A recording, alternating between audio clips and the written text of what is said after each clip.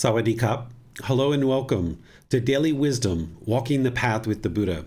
Today is our group learning program, and we're in part 2 of a 4-part series where I'm sharing with you Breathing Mindfulness Meditation. This was the top priority in terms of the meditations that the Buddha taught because it solves one of the major problems in the mind. The problem that causes discontentedness is craving, desire, attachment. And this meditation is going to gradually help to train the mind to eliminate this. And there you'll see that your discontentedness will gradually diminish. There's other things that we need to do as part of this path to enlightenment to eliminate craving as well, but this is a really significant portion. So welcome. I'm really glad that you're here to learn breathing mindfulness meditation. Last week in our first part, we ended up sharing with you the teachings related to breathing mindfulness meditation, but in terms of actually doing breathing mindfulness meditation, we didn't do that last week. So we reserved that for today. But what I'm going to do in case you are needing help to remember or have a recap of what we discussed last week, or if you weren't here last week, then I'm just going to recap what we did last week, kind of do an overview and open up to any questions that you guys might have before we actually move into our group meditation together. So Miranda's going to help me with the slides here and just walk through things and kind of show you and kind of recap some of the things that we discussed yesterday. Or I'm sorry, not yesterday, last week. The way that I share teachings in this program, in the book, and all the different ways that I share teachings is I go back to the words of the Buddha, because it's the words of the Buddha, the teachings of a Buddha, that is going to clearly share this path to enlightenment, so you can see it very clear and illuminate this path to enlightenment. So I shared with you some words of the Buddha like, meditate, monks, do not be complacent, lest you will regret it later. This is my instruction to you. So here you can understand and don't have to believe me that the Buddha even taught meditation.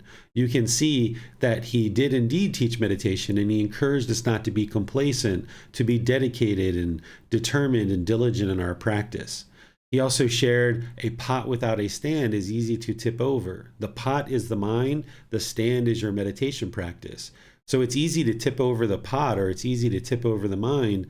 The mind's going to experience discontentedness if it doesn't have this nice, stable, steady stand, which is your meditation practice. And then he shared the importance of breathing mindfulness meditation in multiple parts of his teachings, and I shared just one of those, where he was saying there's this one thing when developed and cultivated that leads exclusively to liberation, to freedom from strong feelings, to elimination, to peace, to direct knowledge, to enlightenment, to nibbana, because that's the ultimate goal, is to get rid of these strong feelings, to get to this freedom of mind, to get to this peace, to enlightenment. And he says, what is that one thing? It's mindfulness of breathing, or breathing mindfulness meditation. But we shouldn't look at the Buddhist teachings in isolation, because he's not saying that you only need meditation and that's the only one thing that you need. Instead, he's sharing how important this is, because he shared all other teachings that lead to enlightenment, and there's an entire path here. Miranda, did you need help to display the slides? No, sir. Oh, okay. I just finished the first one, and I'm going to move on to the second one. We're not seeing it on Zoom yet. There we go. It's coming up now. All right. There we go. All right. So I just shared all of this, and I share this at the beginning of last week so that you could see that the Buddha indeed taught meditation. He indeed taught breathing mindfulness meditation and how important it is.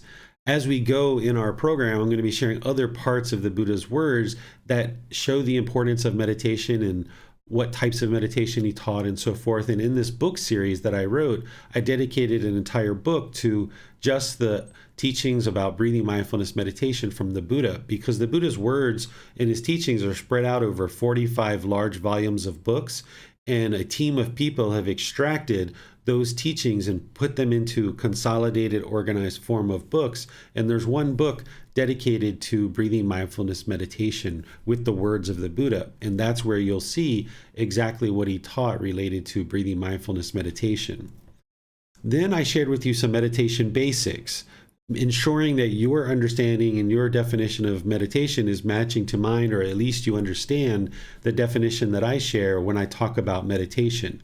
Because if we have two different definitions of meditation, then it'll be very challenging for you to understand what I mean when I'm sharing meditation and describing meditation and using the word meditation. So here I shared meditation is a technique to actively train the mind during dedicated, independent, purposeful training sessions to eliminate and or cultivate various qualities of mind in the positions of seated, lying, standing, or walking. You can advance the slides, Miranda. So what meditation is it's this dedicated, purposeful, independent, active training session where you're eliminating unwholesome qualities or you're cultivating certain wholesome qualities. And you're doing this in the seated, lying, standing, or walking positions. It's important to understand that because sometimes in modern language, someone might say, I'm going to go exercise and meditate, or I'm going to go walk the dog and meditate, or I'm going to go garden or drive and meditate. These activities are wonderful for your life, but they're not actually meditation. So if I was saying, be sure you do meditation 2 or 3 times a day for 30 minutes or longer, and you were thinking that walking your dog is meditating or gardening or driving is meditating, then if that's all you did, you wouldn't be doing this active, dedicated, independent, purposeful training session where you're eliminating certain unwholesome qualities and arising certain wholesome qualities. So that's what meditation is where you're actively training the mind. And I discussed having a meditation teacher and how that's really important. And I shared with you that you're welcome to have me be your teacher if you'd like. And you can reach out in classes and ask questions. You can post questions in Facebook. You can send private messages, and you can even schedule personal guidance sessions as you need one-on-one guidance in meditation or anything else along this path. And then we talked about the 4 positions of seated, lying, standing, and walking positions and how these are used in different ways depending on what it is that you're looking to accomplish. Then I talked about the different types of meditation. We are learning in this particular series Breathing Mindfulness Meditation, which is designed to eliminate craving, desire, attachment. That's that mental longing and strong eagerness that we talked about in the Four Noble Truths, about how mental longing and strong eagerness causes the discontentedness. So whether it's those conditioned pleasant feelings of happiness, excitement, elation, thrill, euphoria, or those conditioned painful feelings of anger, sadness, frustration, irritation, annoyance, guilt, shame, fear, or those conditioned feelings that are neither painful nor pleasant, things like shyness or displeasure or just dissatisfaction. Those are all being caused by craving, desire, attachment. So you don't need to learn one meditation for stress and one meditation for anxiety and another meditation for sadness and another one for anger, because the cause of all of these discontent feelings is the same thing. It's craving, desire, attachment. And that's what breathing mindfulness meditation is going to do for you. So as you build up your practice, you'll see that discontentedness will gradually diminish over time. And you'll see this things that once arose anger in the mind, as you go, that'll slowly decline to the point where that same thing can occur and you won't observe any kind of discontentedness in the mind whatsoever. The mind will just remain and reside completely peaceful. These other forms of meditation are things that we're going to be talking about in other parts of this program. After we're done with this 4-part series of breathing mindfulness meditation, I'll share with you a 4-part series on loving kindness meditation. And those 2 meditations are the 2 primary meditations that every practitioner will need in terms of developing their life practice.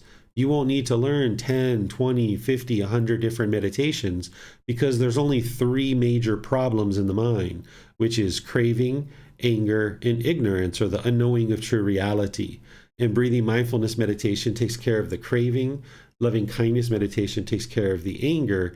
And then the way to antidote ignorance or the unknowing of true reality is to gain wisdom, not believing these teachings, but instead independently verifying them. So you learn them, you reflect on them through independent verification, and then you practice. And as you're practicing all the teachings of the Eightfold Path, you see your discontentedness gradually diminish. So let me pause here at this point and see if there's any questions on this part of the recap up to here, and then we'll finish out our recap and go right into meditation.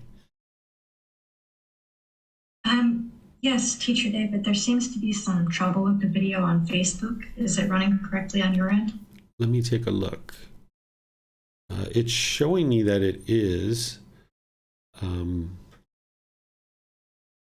It's showing me that it's operating properly. Okay. Thank you, sir. Okay, you're welcome.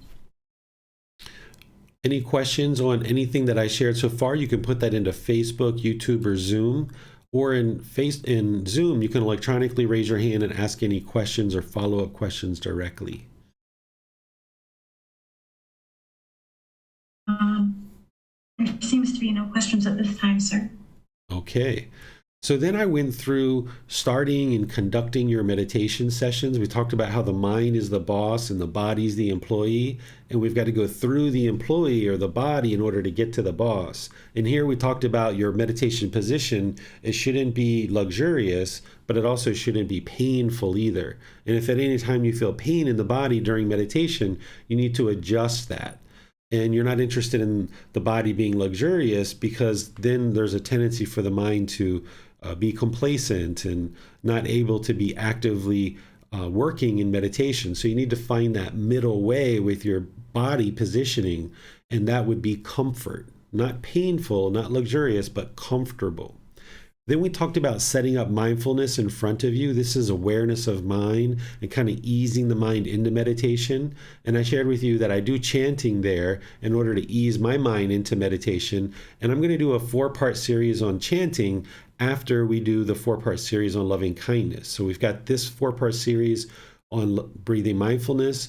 Then we've got a 4-part series on loving kindness, and then a 4-part series on chanting, which will help you to develop your practice and train the mind. If you have other things that you'd like to do to set up mindfulness or awareness of mind prior to your meditation, you might decide to do some stretching or yoga, empty out the organs. Some people that are into prayer, they like to do some prayer prior to meditation. You can do those kind of things if you'd like. It's totally up to you, because this is your practice. But the Buddha shares with us to set up mindfulness. Meditation is starting to get benefit 5, 10, 15 minutes into it. If you set up mindfulness as you're easing the mind into meditation, you can start getting benefit right from the beginning. And then I talked about the time, frequency, and schedule, that you can't have this permanent schedule with meditation, that instead you kind of have these anchor points like morning and evening, or morning and midday, or morning, midday, and evening, or something like this. And understand that your meditation practice will need to adjust and be fluid. Where you're working towards building up your practice to 2 to 3 meditation sessions at 30 minutes or more per session, that would be ideal. You might start less than that. You might start at 1 session for 5 minutes a day, or 5 minutes a session. You might start with 2 sessions a day at 10 minutes or something like that. Wherever you start is where you start. And then what you do is you gradually build up your meditation practice. You're not interested in setting an alarm during your meditation, because your mind will sit there and crave whether or not it's time yet. So if you set a 30-minute alarm, your mind's going to say, is it time yet? Is it time yet? Is it time yet? Is it time yet? Or you're going to be deep in meditation, getting all kinds of benefit, and then the alarm's going to go off when you could have actually gotten more benefit. So what you do is you do your meditations, you do those regularly, and then about once a week or so, you look at the time before you start your meditation, and then you look at the time when you're done. This way you can just look and say, oh, it was 10 minutes. Okay, I know I need to build that up. And then the next week you do that once. Then you're like, oh, okay, I'm up to 20 minutes. Outstanding. And then as you go, you just observe that your meditation practice is becoming longer and longer. And this is how you grow up to 2 to 3 sessions for 30 minutes per session. As you experience sleepiness during meditation, you can switch to standing, you can switch to walking meditation. I have a video in YouTube about how to do walking meditation. You could also just get some rest. It's oftentimes observed that when you first start meditating, the mind can be very polluted, and the first 3 months, 6 months or so, you can notice that there's a lot of sleepiness that comes into the mind when you start meditating. And that's just the mind now starting to get rest and starting to get sleep, a better quality sleep that it wasn't getting before, because you're starting to clear out this pollution. And if you observe that, you can either just rest and get some sleep, meditate later another time, or you can switch meditation positions. And as you go and you continue to clear out the pollution of mind, you won't observe this sleepiness. Eventually, you'll get over that and it won't be there any longer. There'll be physical sensations during your meditation, like in the body. You'll feel this little tickle or this little itch or different things on the skin. As you observe those, just observe that they're impermanent. They arise, they change, and then they fade away. And when this is happening, if you can resist the urge to actually scratch it, even if it's for 5 seconds or 10 seconds, resist that urge. And then if you have to itch it, okay, go ahead and itch it. But then next time, try to go 20 seconds or 30 seconds without itching it. And then you'll get longer and longer to the point where you observe the itch or the sensation in the body.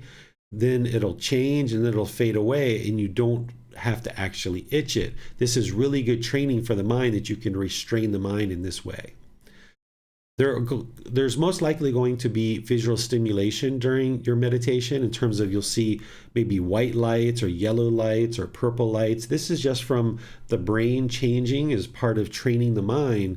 There's this connection to the brain, and the brain structures will start to change, and you'll see these various visual stimulations. If you see this, it's not that you're special or that you need to run out and figure out what these things are. It's completely normal. You'll experience these kind of things, and just know that they're impermanent, that you might go through a period of time of having these occur, and then they'll stop occurring and you won't have those anymore. So the brain needs to gradually change as you're training the mind. The structures of the brain are actually changing for the better and improving the functioning of the brain, which is also improving the function of the mind.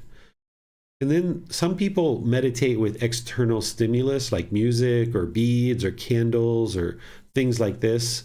And what I encourage you to do is not to use those things, is to strip your meditation practice down to just the body, the mind, and the breath. These are the only three things that you need during meditation, is the body, the mind, and the breath. Then you can meditate anywhere, anytime. Whereas if you had a special phone app or a special beads or special candle that you could only meditate with these things, then the mind's holding on to it. Even music, sometimes people will build up a practice using music, but the mind is still holding on. You're trying to train the mind to let go of these things. So by stripping your practice down to just the body, the mind, and the breath, then you can let go of all these things. And now, whether you're on holiday or you're at a park or you're somewhere else, you always are going to have, for the rest of this existence, the body, the mind, and the breath. You can meditate if you build your practice just around those three things.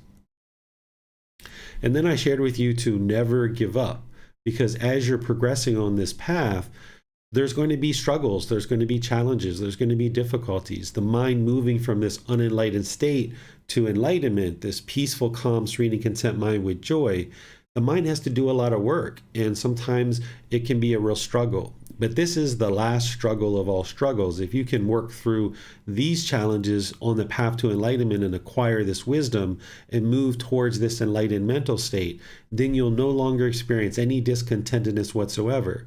But in the process of doing that, there's some real struggles, and that's where you reach out to your teacher or other members of the community. You can friend people, you can send private messages, you can become part of this community where there's people that you can reach out to, and people that have been practicing maybe a bit more than you. And then as you're experiencing those challenges, you can get help.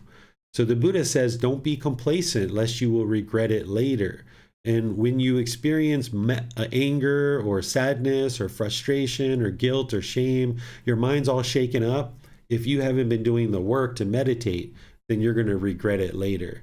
You're still going to experience discontentedness from now all the way until the mind's completely enlightened. Even in that first, second, and third stage of enlightenment, there's still some discontentedness. But it's not until you get to that last stage, the fourth stage of enlightenment, that all discontentedness is eliminated. So as you are progressing, the mind might have a tendency to want to give up, but the option is just to go back to being angry, back to being sad and sorrowful and grieving and all these other discontent feelings. So I encourage you to never give up, but when you're meeting those challenges, instead reach out to somebody to get help. Essentially, what you'd like to do is, instead of running away from the challenges, is you'd like to turn around and walk towards the challenge. When the mind is struggling, that's a time that it's gaining the most wisdom. So if you experience that the mind's struggling either with meditation or any other aspect of this path, that means it's working really hard and it's gaining some wisdom. So on the other side of that wisdom is where the peacefulness is. That's where the liberation is. So if you turn away from the struggle or you shrink back from the struggle, then you're not getting to the other side of that where the peacefulness is. So that's a recap of what we talked about last week. I'll just open up to any questions, and then after questions, we'll go ahead and do a group meditation together. If you'd like to ask a question, put that into Facebook, YouTube, or Zoom. Or in Zoom, you can electronically raise your hand and ask any questions that you like. It appears that Bassam has his hand raised, so let's go to him, sir. Thanks, Brenda. Well, Sayer, now you're describing, I think, the ideal situation, which is to meditate without any external things. What if the case is that we have been meditating with these external things? We have been get used to this. Yeah, if somebody's out there that has been meditating already with music or beads or candles or any of these other things that I mentioned, what you do is you gradually move the mind away from that. And if you learn this methodology, you can do this with things in meditation, but you can also apply this same methodology to other craving, desire, attachments that the mind's holding on to that you'd like to give up. So what you'd like to do is, say you've been used to meditating every day with music. So what you'll do is you decide, okay, I'm meditating twice a day. I've been meditating every session with music. So you gradually move it out of your practice, because the mind doesn't like impermanence. The unenlightened mind doesn't like change. So if you try to go cold turkey and just completely eliminate music, the mind oftentimes gets shaken up by that and it doesn't like it. So what you do is you kind of ease the mind away from things. So you might do one session with music, one session without it, one session with music, one session without it, one session with music, or one session without it. And you do that for a while. And then you might do one session with music and then 2 or 3 sessions without it. And then one session with music, 2 or 3 sessions without it. And you start expanding this time more and more to eventually the mind's willing to let go of the music. And you can do the same things if you're smoking cigarettes, if you're drinking alcohol, if you're doing other things that you know that you need to let go of ultimately, and train the mind to let go of these craving, desire, attachments.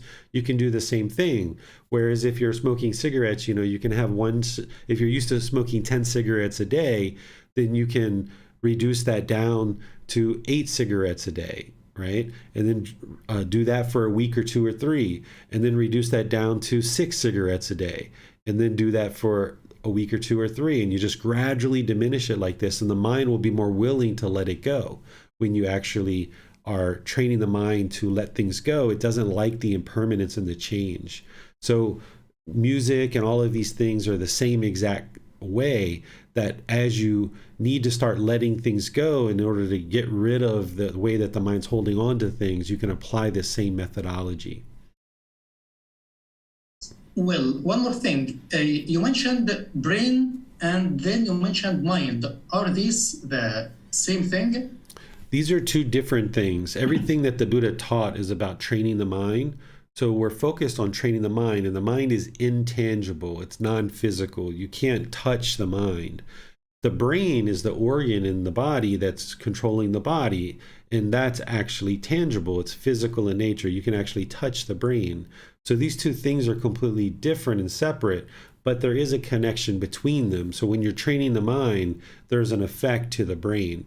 And scientists show us this through MRIs and CAT scans, where they're observing that somebody who's a long-term meditator, the structures of the brain are changing. And once they change, they never revert back to the way they were before. And this is the same thing the Buddha taught us in terms of enlightenment. And when we're training the mind, that when we're training the mind and we progress towards enlightenment, once we get to that first stage of enlightenment, the mind will not regress. And definitely once it gets to enlightenment, it won't regress backwards. And scientists are seeing the same thing with the condition of the brain when they're doing MRIs and CAT scans with people who are training their mind. Thanks, teacher. You're welcome. It seems like those are all the questions that we have for now, sir. All right. Well, let's go ahead and do our meditation together. So I'll just guide you guys through this, and then at a certain period, I'm going to just remain quiet and let you guys do the work for meditation. So go ahead and get your lower body comfortable. If that's on the floor, you might have a cushion or pillows under your rear. That gets your rear up in the air, and it lessens the angle at the hips, the knees, and the ankles, and this allows the body to be more comfortable. The hands and on the arms, they should be in the lap. And Gautama Buddha, he took his right hand, put that on top of his left and his thumbs together, and then he put that in his lap. You can do that, but this practice isn't about everyone doing it exactly the same. So if that's not comfortable for you, some other options are you might put your palms on your thighs, or your palms on your knees, or your arms on the armrest of a chair. And if you're in a chair, same thing with sitting, you might have your feet flat on the floor, or you might have them crossed slightly at the ankles. It's not about everybody doing it exactly the same. So you ensure that your lower body and your hands and arms are resting comfortably and there's no muscles engaged. There shouldn't be any engagement in the lower body or the hands and arms. It should almost be like they don't exist. Then the upper body, this is different. The upper body should be erect, not real rigid and not slouched. It should be in the middle. It should be straight and erect. This is going to keep the mind attentive and alert during your meditation. And that's what we're looking for. Because meditation isn't to zone out and just kind of, go to la la land for a little while. It's time to ensure that the mind is active and attentive so that you can actively train the mind in that dedicated, purposeful training session. Once you've got the lower body, hands and arms completely relaxed, and the upper body is erect, then you just close the eyes and you start breathing in through the nose and out through the nose. Here you're just going to establish the breath. And your breath isn't going to necessarily match up to the guidance that I give.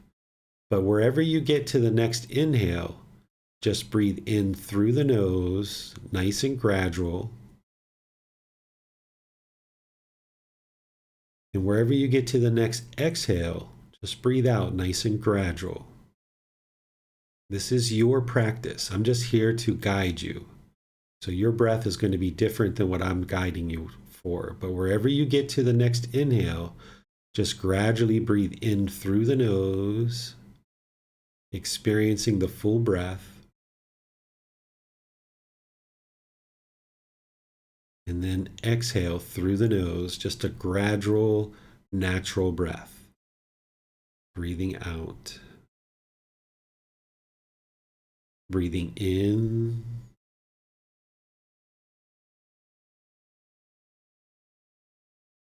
And out. Here at the beginning of the meditation, you're just trying to establish the breath. A nice natural breath, experiencing the full inhale and the full exhale. Once you have a natural breath established, start fixating the mind on the breath. The breath is the present moment. Fixate the mind on the sound of the breath or the sensation of air moving into the nose. This is the present moment. So as you breathe in, fixate the mind on that sound or the sensation of air coming into the nose. And the same thing on the exhale. Fixate the mind on the breath, the present moment. Breathing in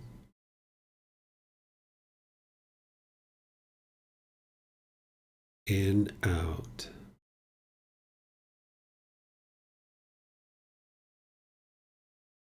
Breathing in and out.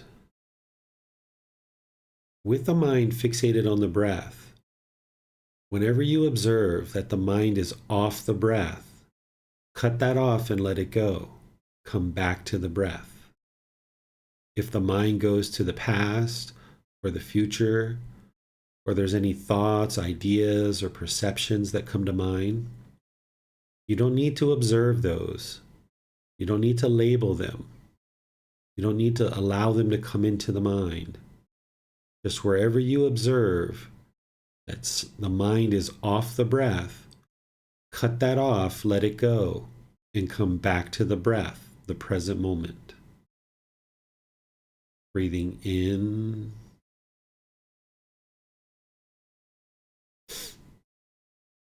and out.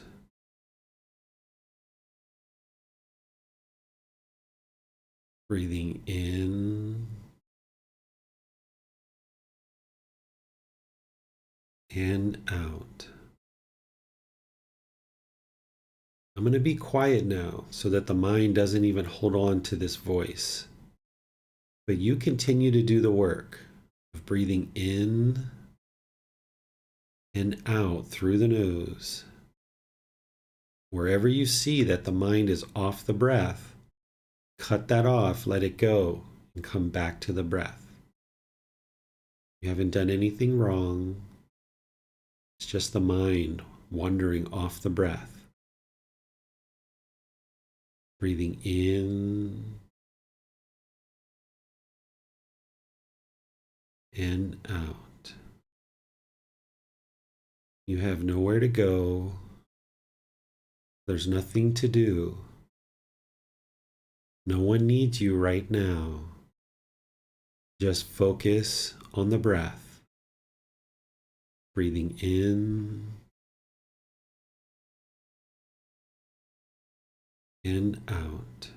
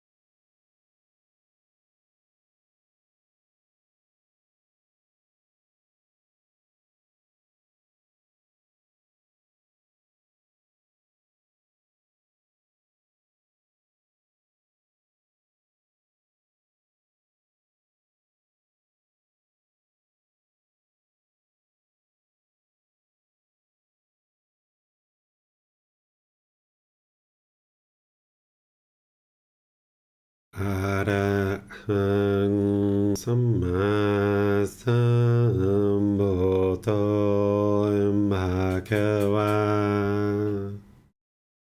พุทธังภะคะวันหังอภิวาเทมิโออะระหะโตสัมมาสัมพุทธัสสะนะโมตัสสะภะคะวะโต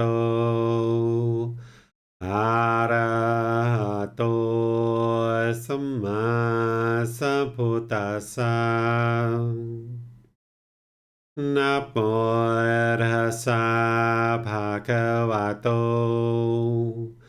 อะระหะโตสัมมาสัมพุทธัสสะอิติปิโสภะคะวะ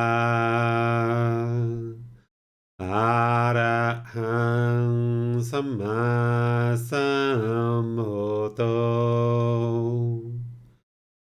วิจาจารณังสัมพุทโธ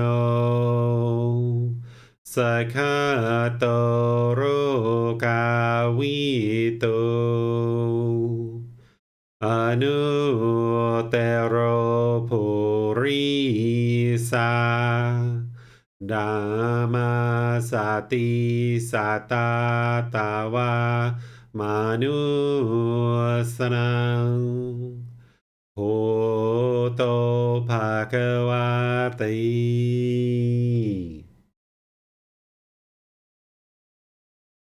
All right, if you guys would like to slowly make your way out of meditation, just gradually ease out. We just do kind of a shorter meditation when we first get started in this 4-part series and in this group learning program. And then as we go, we'll kind of expand those a bit wider.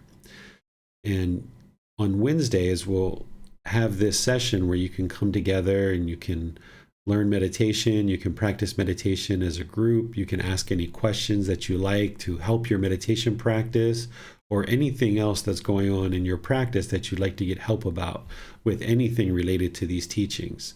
So what you'd like to do is do this type of meditation where slowly and gradually you build up to 2 or 3 sessions per day, 30 minutes or more. And this will allow the mind to get that dedicated, purposeful training that you're going to need in order to diminish and ultimately eliminate discontentedness.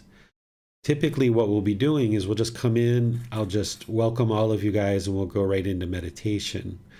And then after meditation, we'll open up to any questions that you guys might have related to your meditation practice or any other aspect of the path. So like this past Sunday, I was teaching the moral conduct of the Eightfold Path, right speech, right action, right livelihood.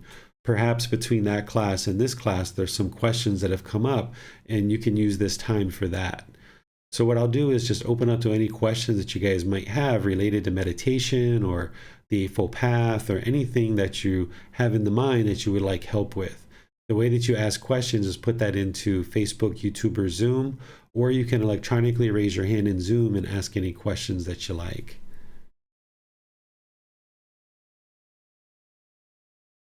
Yes, sir. How does one overcome complacency when they're just starting out with a meditation practice? Yeah, complacency is a big one. Sometimes the mind has this dullness or this lethargy, this lack of interest or motivation, this lack of enthusiasm. And the way that you overcome that is you just got to pull up the boots, you got to put on the pants, and you just got to start walking forward and investigating the teachings. There's no, magic button. There's nothing like that you can just, instantly start having motivation and enthusiasm. So you've got to arise the energy in the mind through investigating the teachings of the Buddha, whether that's reading the books, coming to classes, watching videos, listening to podcasts, reaching out and getting support and help through other members of our community, reaching out and getting guidance with your teacher. But at the end of the day, you've got to just move forward and do it, because what the mind wants to do, it wants to be complacent. It doesn't want to be trained. It just wants to, sit around and be complacent and have this lethargy and this lethargic condition. And what you'd like to do is move it in the opposite direction, because it's only when the mind's in the middle that it's going to be performing optimally. So when it's dull and lethargic, lacking motivation, the mind isn't performing optimally. But also when the mind is uptight and having this mental longing and strong eagerness and constantly yearning and longing for things, the mind's not going to perform optimally there. So you'd like to bring it to the middle. So when you observe that the mind is complacent, then you start picking up the book. That's the last thing that the mind would like to do, but pick up the book, start reading, or get into our YouTube channel, start watching some videos, or get into our Facebook group and start reading some of the posts. You need to do this intellectual learning so that you bring the teachings into the mind. Then you do that independent verification, and then you're starting to practice. And without that, the mind is just going to continue to be complacent. Thank you, sir. Would it also be wise for someone, now that we are in this community and we have a community of practitioners around us, if one is facing challenges with complacency, to perhaps contact another member who has been practicing for longer and has a very well-established meditation practice, and maybe over Zoom or over Facebook video messenger or something like that, maybe spend a week or two meditating on a schedule with that person? You could try that, but the only challenge is that the mind can get attached to that. And then there's going to be impermanence there where you're not always going to be able to meet with each other, and the person might get frustrated. So rather than build in attachment up front, it's kind of better to realize that, yeah, this is an independent journey. You need to be doing the work on your own. But that can help, but I wouldn't necessarily do it every day. But if somebody needed to do it, 2 times a week or something like that, but the person ultimately, the practitioner is going to ultimately have to arise this enthusiasm, this motivation in their own mind. So we do this meditation on Wednesdays together as a group. And then if you're also doing the work at home, the interesting thing about meditation is that it's just like when you were a child and you didn't want to take a shower, you didn't want to brush your teeth, and your parents had to, push you and constantly push you to do that. But eventually, when you start seeing the benefits in having a clean mouth and having a clean body, you started doing it on your own because you enjoyed the benefits and you observed and you could see the benefits of taking a shower and brushing your teeth. So if you get enough meditation under your belt, you'll start seeing the improvement to the condition of the mind, and you'll like that peacefulness. When the mind's complacent and you're not meditating, you're going to see that it's disgruntled, that it's grumpy, that you maybe have more bad moods, that you don't have as much clarity of thought, you're not able to access wisdom as easily, and you're not going to like that. So the more you meditate, you kind of find this groove, and you start enjoying the mind being in that middle. And then when it's out of the middle, you can observe it, and you don't like that feeling because you're so used to it being in the middle. So that's really how you get going and motivated, as you start doing it. And then as you're doing it, you see the benefits are accumulating, and then you enjoy those benefits. And when you're not meditating and you're complacent, you see that the mind doesn't perform as well, and you're not interested in doing that. So you start getting your own motivation, just like you did with taking a shower and brushing your teeth. Yes, thank you, sir. You're welcome. It seems that Chrissy has her hand raised, so let's go to her. Hi, yes, thank you. Can you hear me? We sure can. Okay. Thank you. I have 2 questions, actually. One is along the lines of Miranda's question about meditating with someone. I struggle with a bit of complacency, and I've noticed with exercising, perhaps, people suggest support groups, like a group of people kind of holding one another accountable. Would something like that be beneficial, or create more of like an attachment where there's like a group, hey, did you meditate today? Or just talking about their meditation. Yeah, there's places where you can go there where groups of practitioners will do group meditation on a regular basis, like every Monday night, or every weekend, or things like this. And you can do these kind of things. I would say 80 to 90% of the time, you would like it to be just you by yourself, body, mind, and breath, because that's what you ultimately need. But if 10 or 20% of the time you're going to these meditation meetups or these group sessions, that can be really encouraging and motivating for you. You just have to find where those are in your community, seek those out, and then go. And understand that when you go connect up with these other people, if they're not learning with someone who's basing their practice in the words of the Buddha, they may be doing all kinds of other stuff in their meditation that you're not doing. And you might just be going to that group in order to have the camaraderie and the ability to come together with a group. And just because they're doing meditations that aren't the things that you're doing, I don't necessarily suggest you do the same things they're doing, because oftentimes people are meditating in ways that the Buddha didn't teach, which means it's going to take you off the path. So you could still join those meditation groups, and even though they're meditating in a certain way, you could maintain your practice in the way that you know is working with the words of the Buddha, and just coming to this group for the community and being part of a community. Because oftentimes seeing people live, it builds in some motivation, and you start building connections with people. But you also aren't interested in getting attached to it. So if it's, say, every Monday night, maybe you go 2 or 3 Mondays and then you skip one, and then you go 2 or 3 or 4 Mondays and you skip one, just so to ensure that the mind doesn't get attached to it. Thank you. You're welcome. Then I also had another question, if that's acceptable. Sure. Okay. You had mentioned before we meditated that meditation is not, I think, zoning out. And I was wondering if you could speak to me more about that, because sometimes it feels like when I'm meditating, maybe I'm zoning out, and I want to make sure that that's not what I'm doing. Sure. What happens sometimes is people are taught that when they're meditating, they should be kind of going to la la land, looking at the clouds, or going to some fantasy land, or reviewing things that happened in the past, or analyzing their thoughts, or observing their thoughts, labeling out their day and the things that they're going to do in their day. This is just the mind being active, and the mind's filling itself up with all this stuff, all this clutter. And that's what we're trying to eliminate as part of the practice. So rather than allow the mind to do all that erroneous stuff that it wants to do, instead you keep it honed and you keep it focused and concentrated on the breath. The Buddha called this singleness of mind, that you develop this concentration where you're able to focus on just one single object. But the mind's going to have a tendency to want to move off the breath, because it's not going to be peaceful and content and joyful just with the breath. Because the way that the mind works is it wants something else. It longs and yearns. It wants something else because of its craving. So you keep bringing the mind back to the breath. It might be there for a minute or 30 seconds or 2 or 3 minutes. And then you observe that, whoa, it's off the breath again. And you cut that off and let it go and come back. More and more, what happens is you develop this awareness of mind, or this mindfulness, that you catch the mind being off the breath sooner and sooner.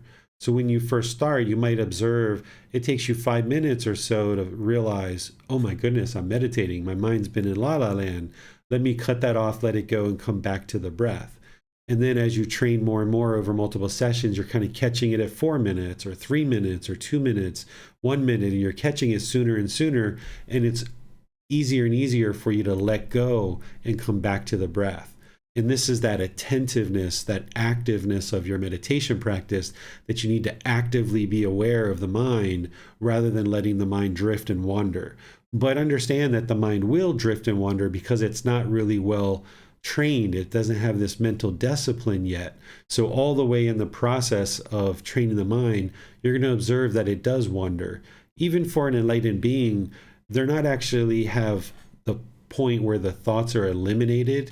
Even an enlightened being is going to have an occasional thought during their meditation. There's just going to be these long gaps of stillness and quietness between their thoughts. And when they have a thought, an enlightened being is going to be observant of it right away, and they're going to immediately observe that the mind's off the breath, and they're going to cut it off and let it go and come back. So we'll have these long gaps in the mind where the mind is stilled and quieted. But as you're working your way towards that, the mind's cluttered. There's pollution in there. You're going to have maybe a bombardment of thoughts.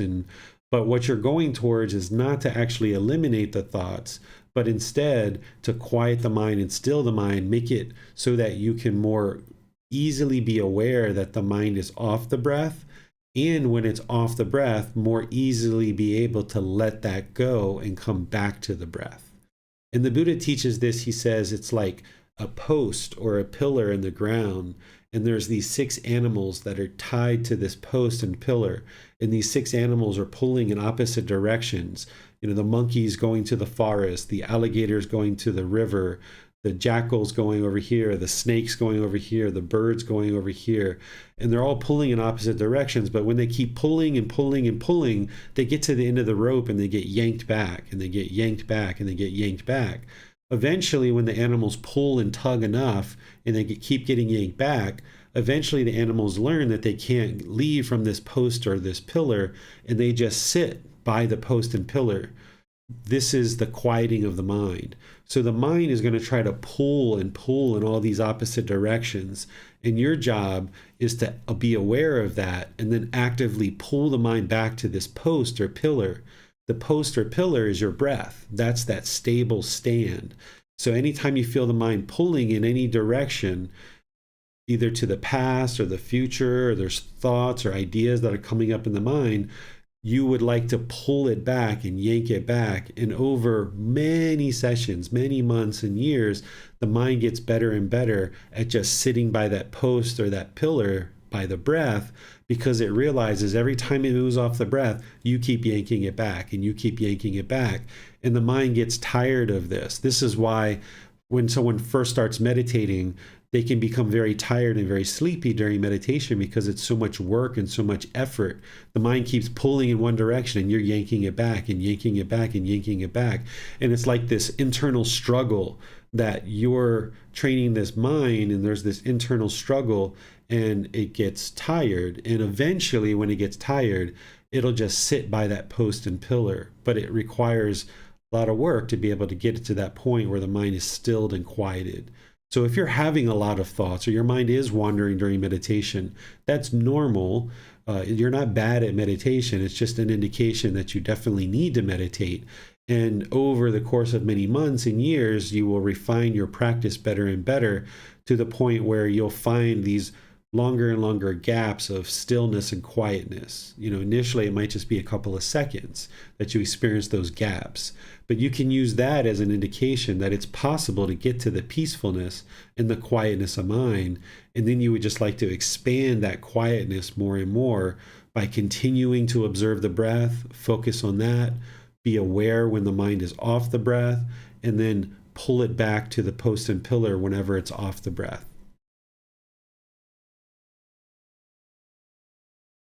Thank you, teacher. I do have one more question. Sorry.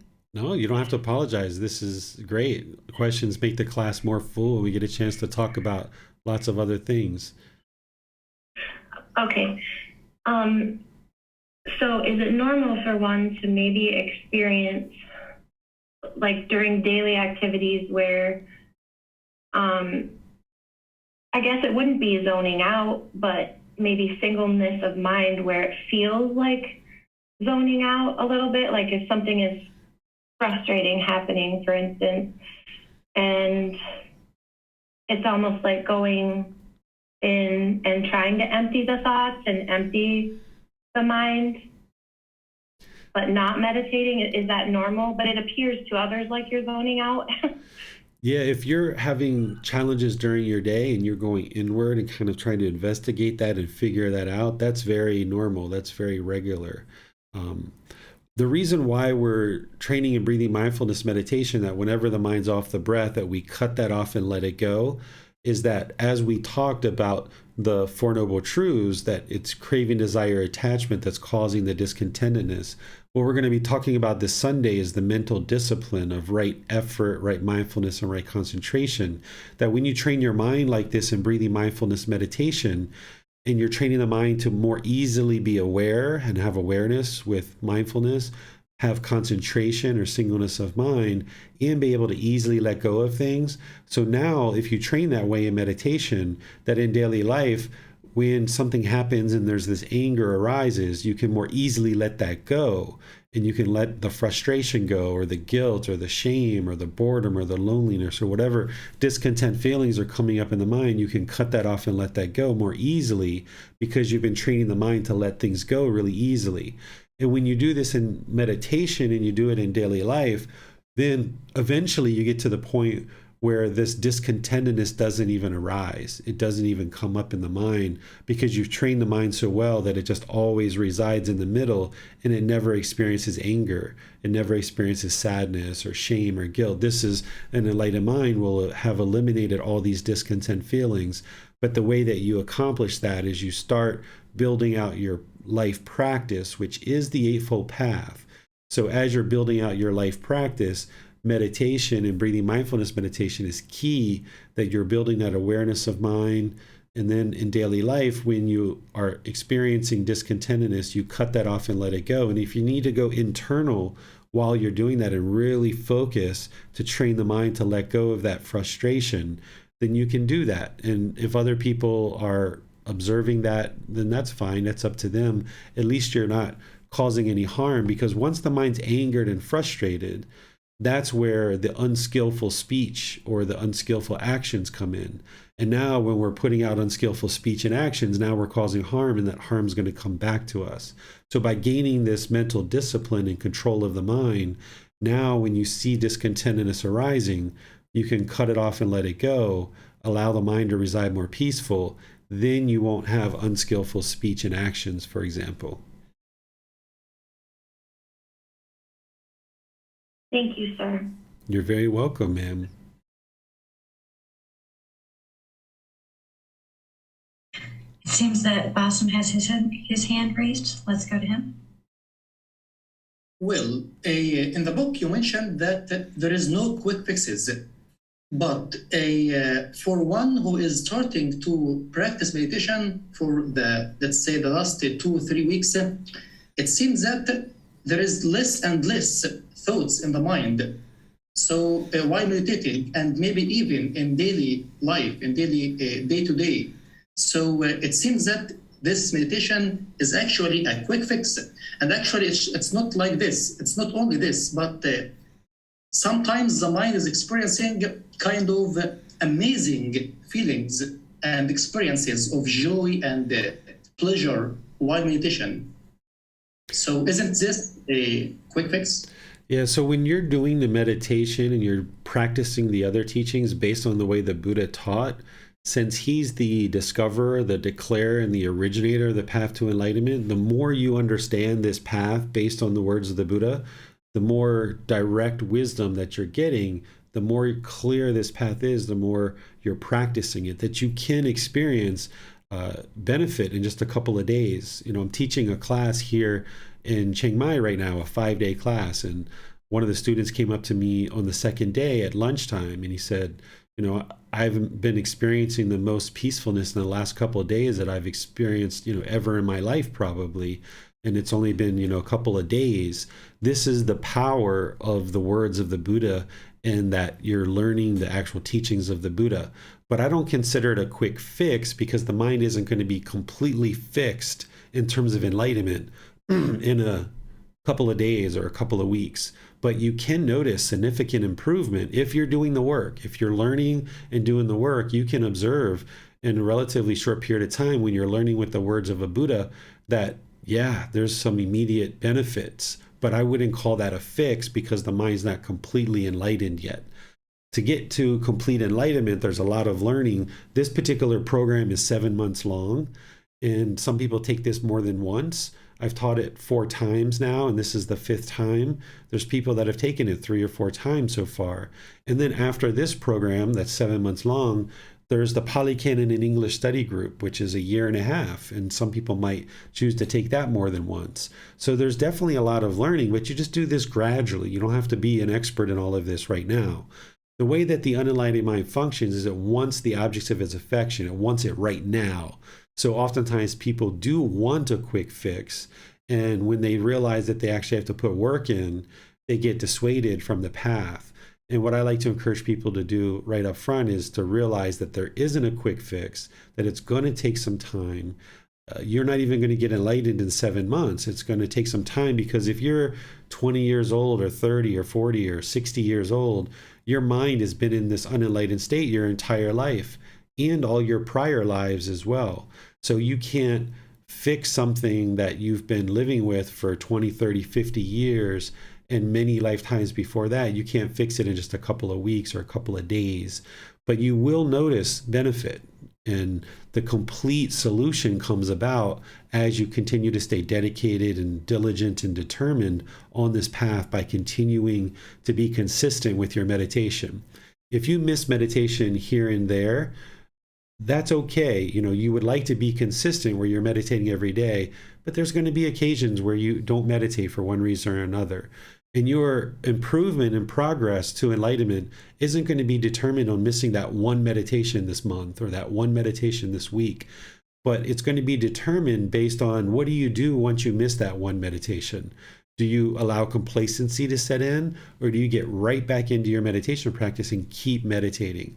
So someone who has a propensity or a consistent and ongoing practice where they're meditating over the course of 2, 3, 4 years, this person's going to get to enlightenment because they're dedicated and they're doing this over a long-term period. If somebody meditates for a couple of weeks, misses a couple sessions, and then gets dissuaded, becomes complacent, and gives up, that person obviously isn't going to be able to experience enlightenment until they build up their practice such that they're willing and able to motivate themselves to meditate over a consistent period of time. So rather than think about, oh my goodness, it's going to be 3 years or 1 year or 10 years before I get meditated or get enlightened, rather than think about the longevity of this, instead just think about right now. Today you came to class, today you're listening to the replay, today you're listening to the podcast, today you did some meditation, and just handle today. And then this evening, you meditate again. And then tomorrow you read your book. You just take it one day at a time, and you put together enough of these wholesome decisions that you're choosing to pick up the book, that you're choosing to come to class, that you're choosing to meditate, that you're choosing to get help. And you string together enough of these wholesome decisions that it all accumulates into the improvement of the condition of the mind in your life. So this lasting or permanent peace and joy in the mind, isn't this enlightenment? Yes, if the mind is permanently peaceful, calm, serene, and content with joy, that's enlightenment. If you experience anger, sadness, frustration, irritation, annoyance, guilt, shame, fear, boredom, loneliness, shyness, resentment, jealousy, grief, pain, displeasure, sorrow, all of these things, that's the unenlightened mind, and it's being shaken up because it's unaware of how to actually train itself. It doesn't have the wisdom of these natural laws of existence and it hasn't been trained, so it keeps getting shaken up. But the more that you train the mind through these teachings, then it becomes stable and steady. And not only do you experience peaceful, calm, serene, and content with joy, but you experience this focus, concentration, this clarity of mind, and this deep memory that you didn't have in the unenlightened state. And this is how you can know that you're on the right path and that your practice is improving, because you see the qualities of the mind enhancing. And this is how people knew that Gautama Buddha was a Buddha, because they knew what it felt like to experience anger and sadness, for example. And then through his teachings, they were able to eradicate that and eliminate that. And they could see that the mind was peaceful and joyful, and that this mental state was permanent. And as you're making your way to enlightenment, you'll be getting these glimpses of what enlightenment is like. So it's not like a switch that it's either on or off. That's not the way enlightenment works. You kind of gradually move up to it. And then on the way, you get these various glimpses. So what you were talking about, Bassam, about someone who's maybe meditated for 2 or 3 weeks and they're experiencing this calmness or this joy starting to come into the mind. That's a person who's already starting to get these glimpses of what the real possibilities are. And then what you're looking to do is you're looking to expand that for wider and wider periods of time, that it's not just for a couple of minutes or a couple of hours, but it becomes wider and wider, that you have these longer and longer periods where the mind's peaceful, calm, serene, and content with joy.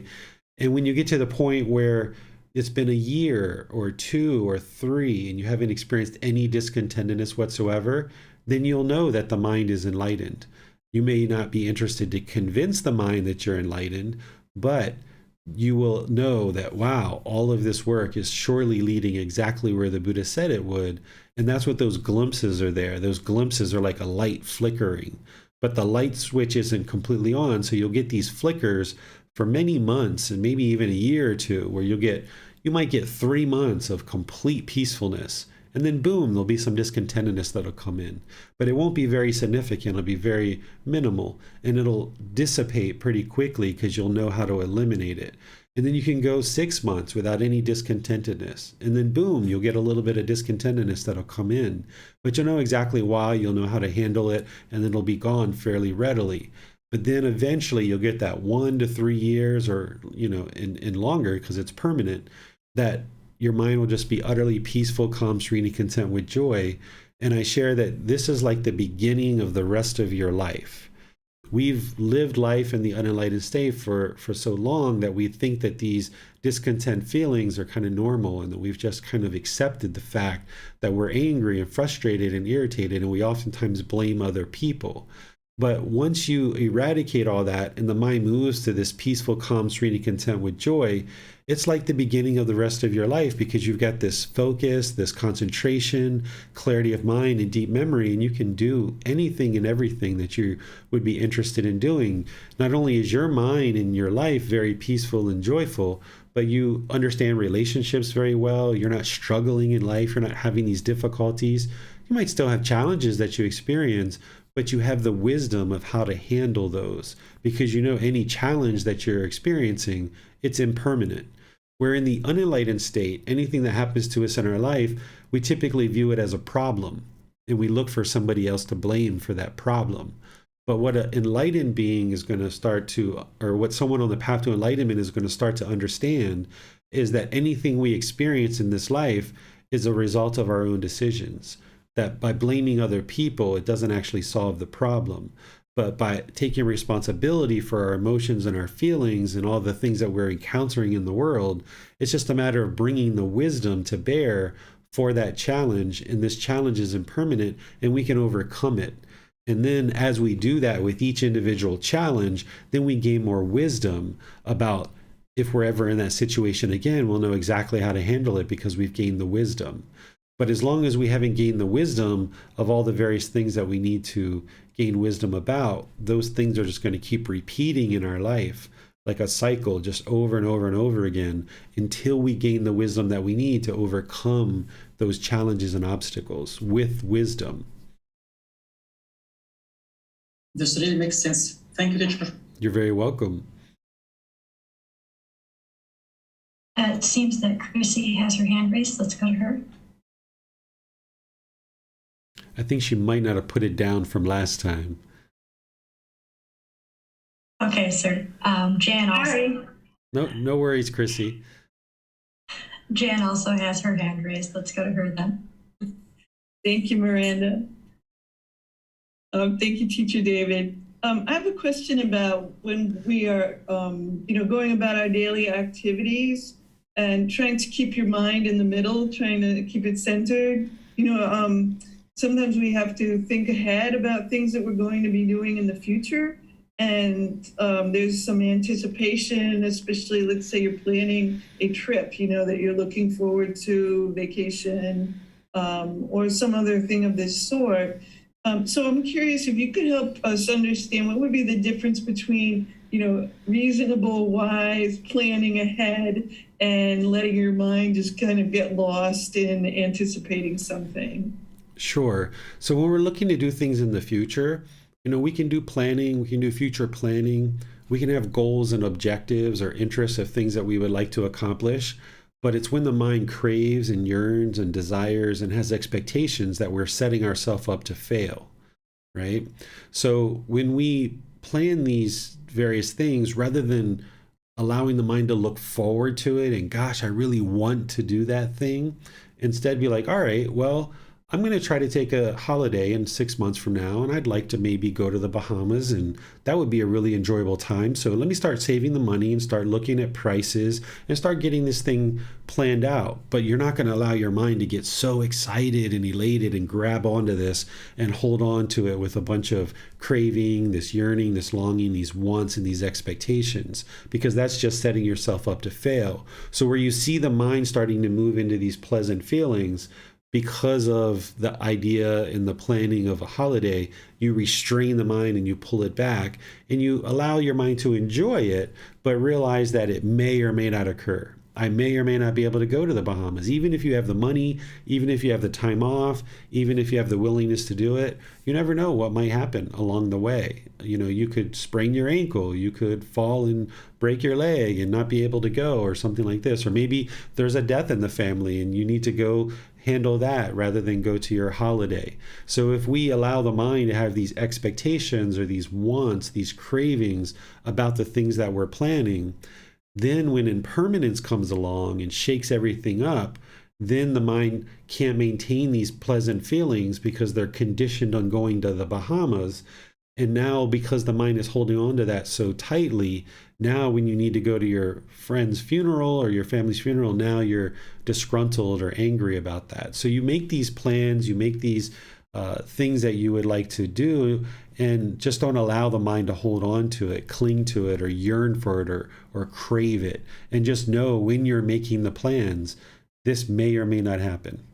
That's the best way, is just always remind yourself of that, okay, I'm going to do this and I'll book the tickets and I'm going to plan in the direction of going to the Bahamas, but this may or may not happen. We'll have to see when we get closer.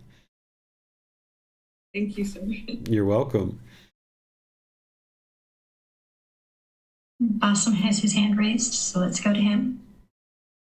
Well, on YouTube, we have a question from Tricia. She writes, hello, David. For those that may not make the June retreat, would you consider doing an online retreat? I've thought about online retreats, but I haven't really decided to do it because we've got all these other classes going on and the time zones are so different that it would be hard to kind of get everybody, or not everybody, but get a significant amount of people that can participate in an online event that way. I'm interested in doing something like that, but I find that the in-person retreats are best because, usually in a retreat environment, you're talking about, maybe 3 or 4 hours worth of training and then, going off and doing something else and then another 3 hours of training or so. If we were doing this online, it would require a lot of time online, and some people get really maxed out with that kind of thing. And I feel like the group learning program and the Pali Canon and English study group are enough of that. Like, we have enough online programs that people can gradually learn online. The thing that I'm looking to improve upon is the in-person activities. So the retreat in the US, I'm looking to do a pilgrimage tour to all the original sites of the Buddha this winter around Christmas. And then I'm starting to teach more and more here in Chiang Mai as well. We just had a new classroom that was offered to us at a temple here in Chiang Mai that I can start doing in-person learning a lot more there. So I feel like we've got the online world fairly well covered with the 3 days a week of training. And, we're not calling it a retreat. Sometimes that word has a little bit of fanciness to it, and we like that word retreat. But you can think about this group learning program in the Pali Canon and English study group as a retreat over a 7-month period or over a 1.5-year period. And I feel like the online programs that we have already are accomplishing that really well.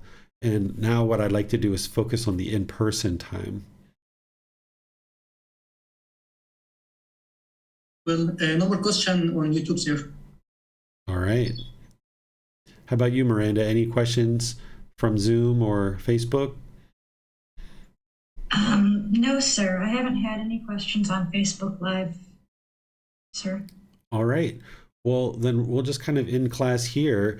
And I'll remind you guys that this Sunday we're doing the third class of that 3-part series of the Eightfold Path. We're going to be exploring the mental discipline of the Eightfold Path, which is right effort, right mindfulness, and right concentration. This is where I feel like the Buddhist teachings really stand out, because you start seeing how this whole path ties together. Because so far we talked about wisdom and moral conduct, which is right view, right intention, right speech, right action, and right livelihood.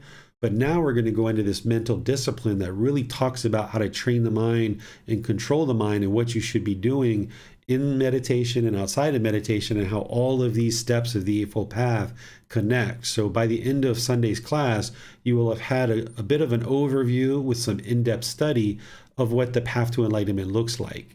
And then next Wednesday, we're going to be in our Breathing Mindfulness Meditation class, where I'm going to just be welcoming all of you guys, and then we'll go right into Breathing Mindfulness Meditation and do that as a group, and then do the same thing where we open up to any questions that you have. So any challenges that you're encountering with your meditation practice or any other aspect of this path, you'll be able to get help on that in the Wednesday class. And in the meantime, you can always make a post on Facebook. You can send a private message or schedule a personal guidance session as well. So I'll see you guys in either Sunday's class and or Wednesday's class. And in the meantime, have a very wonderful and lovely rest of your day. We'll see you next time. Sawadee khap.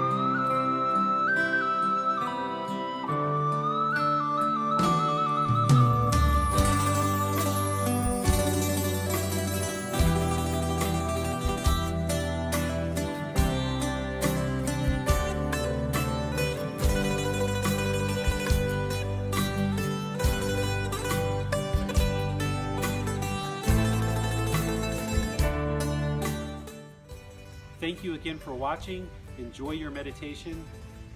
Look forward to seeing you online and answering any questions that you might have. Thank you so much.